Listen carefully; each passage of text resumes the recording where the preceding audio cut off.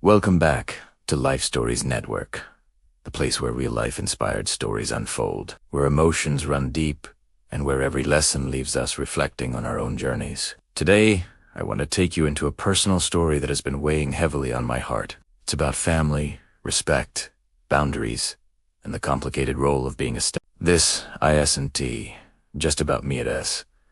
About what so many people silently go through when they step into a family that was already built before they arrived. When I married my husband, even though it wasn't just him I was saying I do too, I was also stepping into the lives of his 2 children. At first, it felt like a blessing, something new, exciting, and meaningful. But what I didn't expect was how fragile the balance could be between wanting to love and wanting to lead, between giving guidance and being accused of overstepping. That word become like a stone thrown at me over and over again.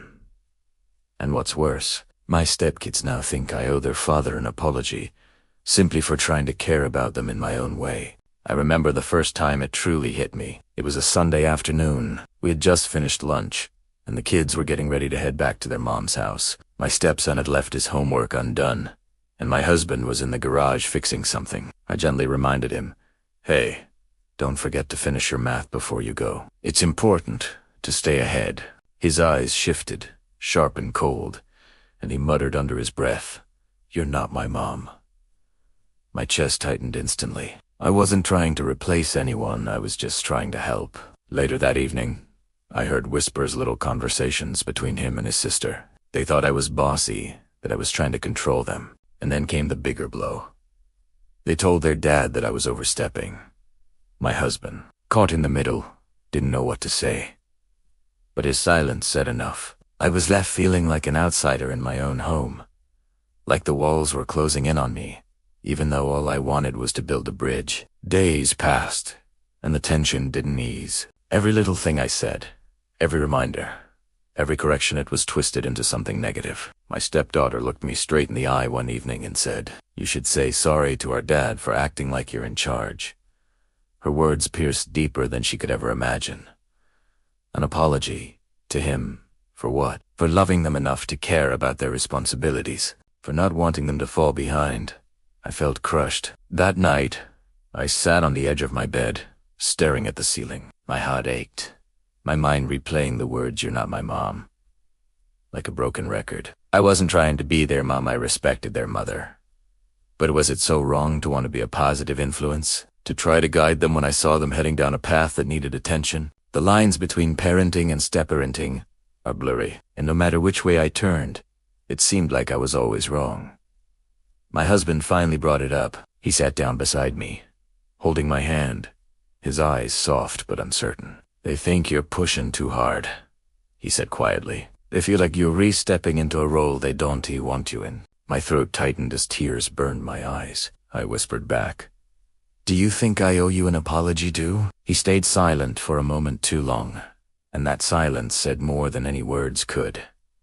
The truth is, I felt torn. I love these kids, even if they don't always see it. I never wanted to be their enemy. I wanted to be someone they could turn to, someone they could trust. But the more I tried, the more walls they built around themselves. And now, they wanted me to lower my head, admit to a fault that didn't even feel like mine, and apologize to their father as if I had done something wrong. I couldn't sleep that night. My heart wrestled with guilt, love, and frustration all at once. Part of me thought, maybe I should just say sorry, just to keep the peace. But another part of me screamed, "No, don't apologize for loving them. Don't apologize for caring enough to guide them." That's when I realized the hardest part of being walking the fine line between being present and being rejected, between showing love and being accused of trying to take over. When I finally looked in the mirror the next morning, I saw someone exhausted. But I also saw someone strong, because no matter what they said, no matter how misunderstood I felt, I knew my heart was in the right place. I didn't marry their father, just for him. I married into their lives, too. And while I may not always get it right, my intentions come from love, not control. The days since have been a mix of silence, awkward glances, and heavy air at home. But one thing remains clear in my heart. I want to apologize for wanting the best for them. I'll apologize if I hurt them. I'll apologize if my tone was wrong. I want to apologize for stepping into a role that was handed to me the day I said I do. I may not be their mother, but I am still a figure in their lives, and I refuse to let their misunderstanding of my love silence me. And maybe, just maybe, one day they'll look back and realize that what they saw as overstepping was really just love in disguise. Until then, I'll keep walking this delicate line, even if it breaks my heart sometimes. Because that's what it means to be a stepper and loving without guarantees, giving without always being appreciated, and holding on to hope that one day they'll understand.